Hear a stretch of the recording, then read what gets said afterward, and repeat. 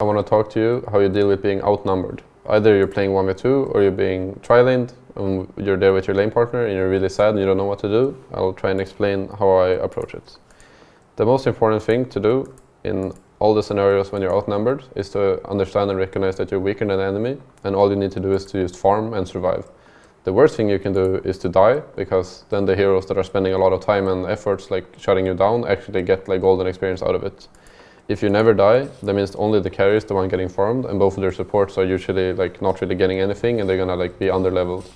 If you're 1v2, that means that you wanna fight the support 1v1 like this. In this replay, I'm trading with the DP, even though I'm not trading even. Even though I'm not losing the trades, I'm still trading even, which means that I can still like be in range of XP. I can still poke him. I'll make sure that he stays in my lane and that he can't rotate anywhere else to like gank my team. Of course, in this case, a Death Prophet is not the best ganker, but maybe they have like an Earth Spirit or some other hero that I even win the trades with. I always want to focus my efforts on always trading with the support. The carry is always going to have a bunch of gold, so he's probably going to have more stat items and can buy more regen potentially than me. So because of that, I also don't really care about what he's doing. I just have to accept the fact that he's free farming and hope that my carry on the other side is doing as well, or maybe even better.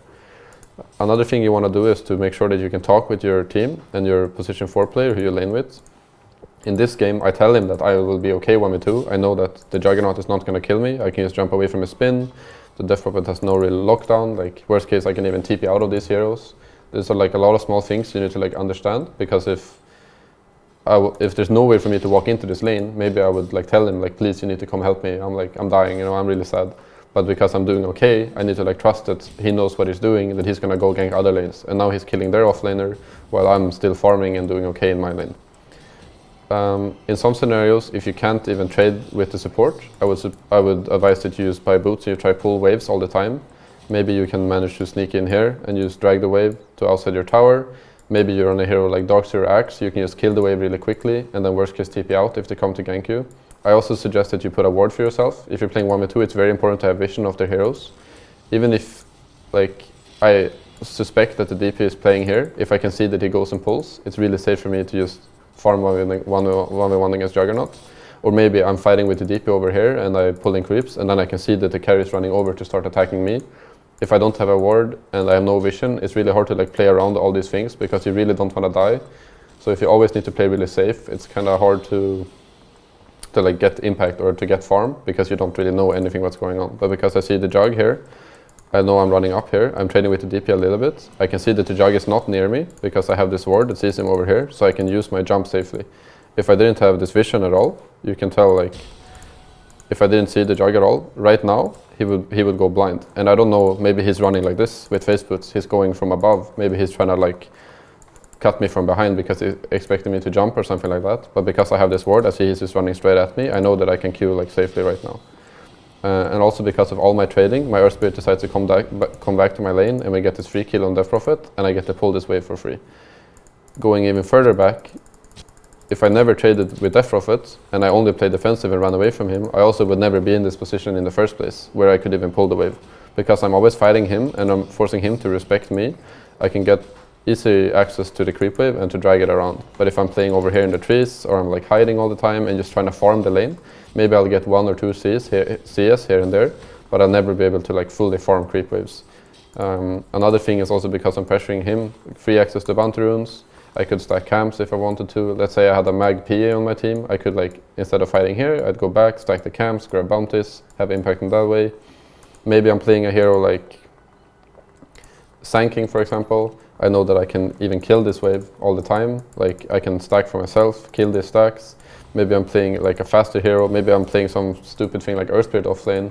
Well, my laning is really weak, but I know I can gank mid as well. So by playing aggressive and playing here, maybe I can like go and kill here. Maybe I can ward aggressively. There's like a lot of things you can do instead of just sitting in the trees.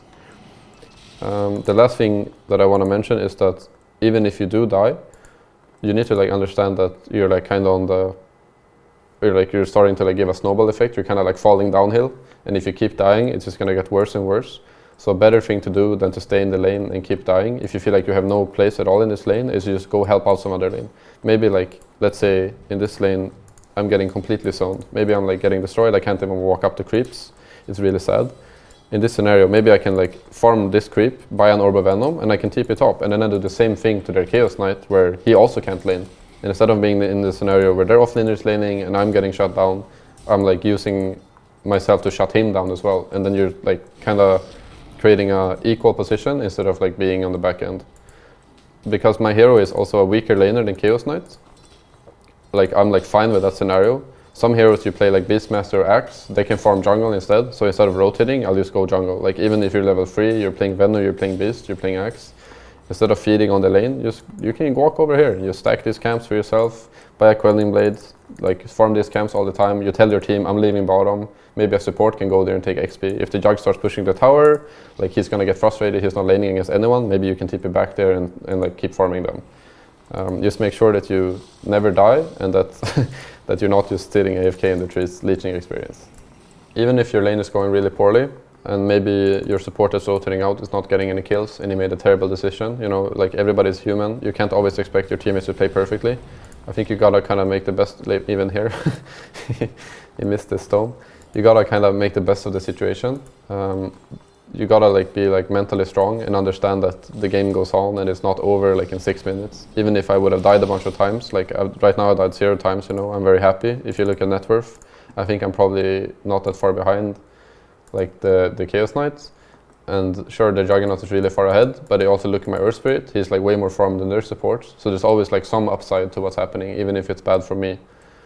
I think you need to understand that if you like start tilting and you maybe start yelling at your team or you start like blaming the Earth Spirit for not helping me out, you're only gonna create a situation that's worse for your team, even though it maybe feels good to yourself to like let some anger out. It's not gonna let you like win the game, or it's not gonna make it like more fun for anyone to play. Like he's just gonna be annoyed at you, you're gonna be angry at him.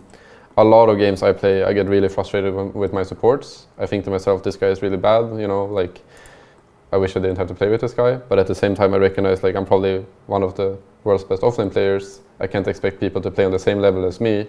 I just suck it up, and like in voice chat, instead of saying, are you like complete idiot, I just say like, it's okay man, like we'll keep playing from here, like don't worry. And that creates like a situation where people want to do better and they want to help you out instead of feeling like, oh, this guy's just flaming me anyway, I don't care if he dies. So it's like, just stay nice and stay positive, pretty much. So I've already shown you guys how to approach the game when you're playing 1v2. And I want to show another game when we're playing against a tri-lane. There's a couple of things to mention here. One, it's a game from TI9, so it's a very like high stakes game, super important group stage match for us. And two, because it's also from TI9, it's like over a year ago, so the game was a little bit different. You can see I have a stout shield, which you can't buy anymore. The map looks a little bit different. We even have a 5-minute shrine, so these things I'm not going to go into too much. But it's important to understand that even though tri-laning is not that meta right now, or even the game is different back then, these things that I say are still concepts that's going to like last forever, or like how you want to say it. It's not something that changes depending on how the game changes. It's always going to be the same. So the first thing you want to do when you play against a tri-lane is that you want to expect that you might get tri-lane. If you're playing Sanking against Anti-Mage, you know that he's a lot stronger than you in the lane. It's very common for people to tri-lane you. If they have a carry like Sven, a very strong tri-lane carry, heroes that people almost never tri-lane with is like Spectre or TB, because these heroes are just going to go into the jungle and farm anyway, whereas heroes like Anti-Mage rely a lot on their like Battle Fury timing and their like them being able to play aggressive and not getting ganked instead. So the first thing we do right now is that we scout and we play aggressive, and I think to myself, oh nice, like nobody's playing aggressive on us. Even sometimes people zone you here, and if people zone you like from the start, or if you think that they're gonna zone you from the start, maybe they have some Ogre, Mirana, like a really strong level 1 duo. I sometimes even tell my post 5 to walk with us top, so we start as a tri-lane, and then as soon as we're into the lane and the lane starts, you can just TP back bottom. Because your carry is never really going to be pressured like the first wave under the tower, extremely hard to stop him from farming. So you can tell your support to walk with you if you're really scared, or if you want to fight the bounty runes, maybe you are already fighting here as 3 people, just tell him to stick around for a first blood or to help you get into the lane. What happens when you tri-lane is that the carry is always going to freeform, and you want to make sure that you never die, and that you, like if you have to die, because in 2v3 maybe you have a way to kill the enemy, at least you're trading even. In 1v2 I would suggest that you almost never play the trade, even if you die for a support. It's not really worth it. You should be able to lane against the support, and it's better for you not to die, because if you die next time you have no TP, and it's really, really bad. However, when you're playing 2 versus 3, even if I die, my Dark Willow is still in the lane, So even if I die and TP out, like he will still get experience and gold during the time that I'm gone. And the difference is in tri-lanes, they have a lot more kill potential than you because they're two supports and the carry can connect. So you want to be focusing on like fighting the supports on the side and as far away from the carry as possible. So even if the carry blinks on me and starts hitting me, because he's missing creep kills and farm over here, he wants to run back like as soon as possible to start farming. He can't like always zone us. So instead of playing in the lane up here and trying to last it and drag waves, I'm kind of just sitting in trees, like waiting for an opportunity when we can play aggressive. So I walk in Sandstorm, we manage to kill their sentry. It's also something that's changed, you can't eat sentries anymore, but doesn't really matter. The gist of it is basically we ignore the carry and we just fight the supports all the time. So you can see even now the Leshrac is trying to kill me, I'm just running away. And in this scenario, I know the AM is gonna miss creep kills if he stays here. So he's gonna start to having to go back. Like even though he kills me here and we're really low, he misses a creep kill. Like I'm gonna be full HP mana, I can bring items. It's not like the worst thing in the world because my Dark Will is still in the lane. So even if I was to die now again, like hopefully we'll play in a way where we trade out like this, we kill the Leshrac.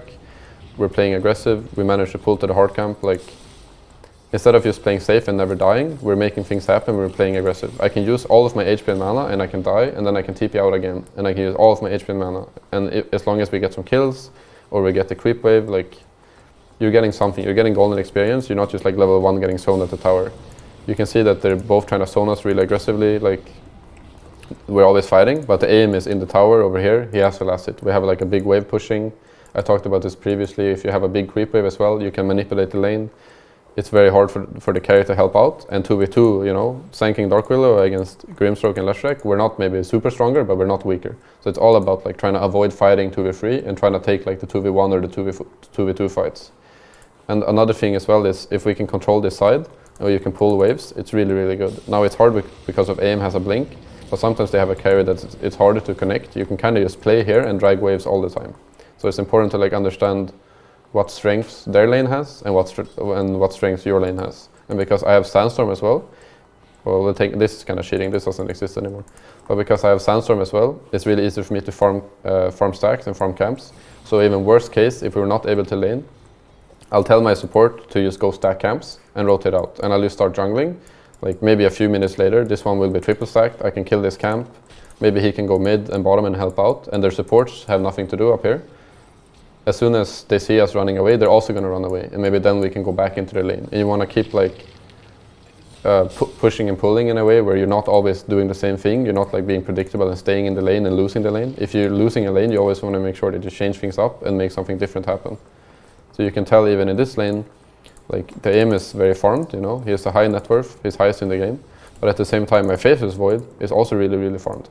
And the good thing about Faceless Void against AM is that Void is a lot better at killing AM. So like our carry matchup is really good. We're happy if both carriers get really, really farmed.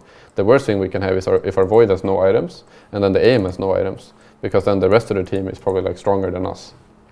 So you can see even here, they're diving really aggressively. All I'm doing is playing really, really safe, and we're just trying to like keep it together. We want to defend our tower. They dive a little bit too far. We bait a few TPs, our Void TPs in, Cronus their carry. We get like a kill on him. And all of a sudden, even though the lane felt really, really hard a few minutes ago, like the aim is now really sad. He like the Void TP'd up and killed him, and he died. And now the Void can lane up here, and he has to decide, okay, what do I want to do right now? You can even see him sitting in the base thinking. He's not sure if he wants to lane against like Void or not. He TP's bottom, I TP bottom as well, because I know that the Void is stuck top, something that's also important. You don't really want to stay together on another lane. And I go bottom and die, so this is not really top tier performance. But at the same time, my Void is free farming, they're not pressuring him. Like, I'm already very underfarmed, it's not the biggest deal. What's important is to make sure that the cores that already have good games, that they can continue having good games, and that I slowly just get my farm back without taking too many risks. The most common mistakes I see when people play in like outnumbered lanes is that they try and play too aggressive and they die. And then once they die like once or twice, they get a little bit tilted and they blame their team. I think it's important that you play safe and try not to take too many risks and to like stay mentally strong. If it turns out that you're really unable to lane or you can't figure it out, there's no way for you to get lane control or walk into the lane, you're just getting zoned all the time. Maybe it's just because the enemy team has a lot stronger heroes than you. Maybe you need to understand like my hero is going to be good later. Their heroes are just good at like winning the lane right now. In like 10-20 minutes I'm going to be strong again, so I don't need to like worry too much. Other things you can do instead of just laning is like maybe we can go gank mid, I can camp runes, the top rune, like the 4 and 6 minute rune right now, it's very common for me that I walk over and help my mid laner as an off laner even.